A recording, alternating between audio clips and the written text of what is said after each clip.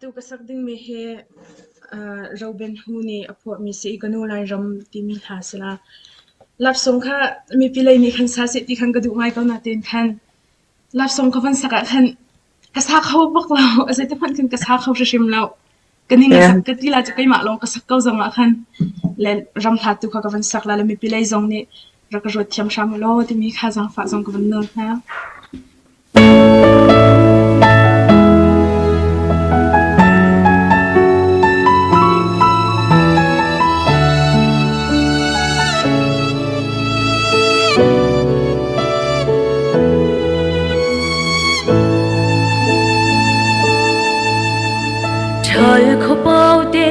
hung chua chun sim na lung ron ka ngai khub chi ruan hoi na he zalam phei shon leo chan le hoi kom dot na he ti nga shing doi tlang chung ke thei shon ti leo chan kha Ding ji jia in tlang sang chung a ram sa phun kling na le lai ram do tu te king sham thia than gong phiak phai va na ni kwa chan re na lai an o ngei chun chua i tlang sang chung in par phun kling an Dam in na mo chua sem na lai ram Phil ni na lai lo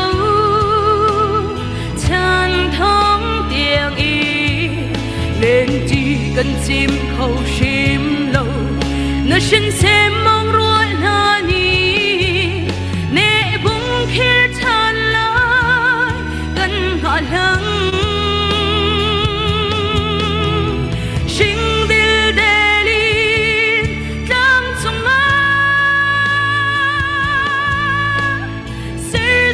chua gai do khone kanu ma lai ram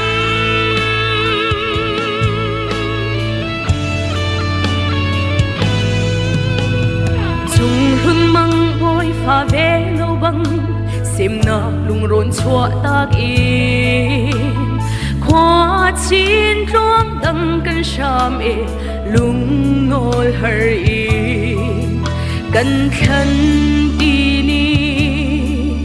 cho khả mân sẽ lô Cần thiên lung chu tin ni lo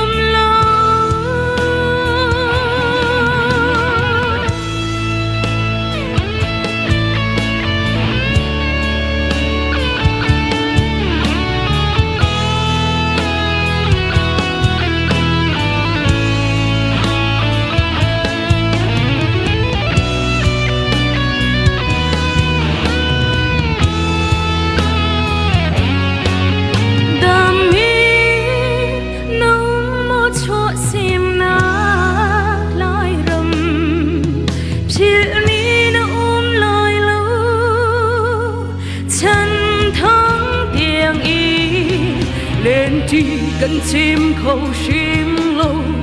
là xin xem mong ruồi na ni nè bung khi than lá cần ngã lăng xin đi để đi đang trong na sẽ tu có cho cái đó khó nè cần nu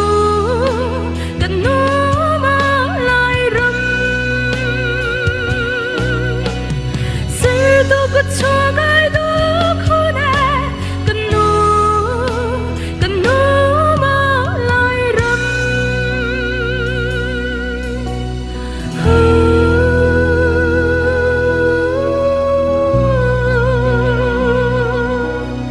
Elom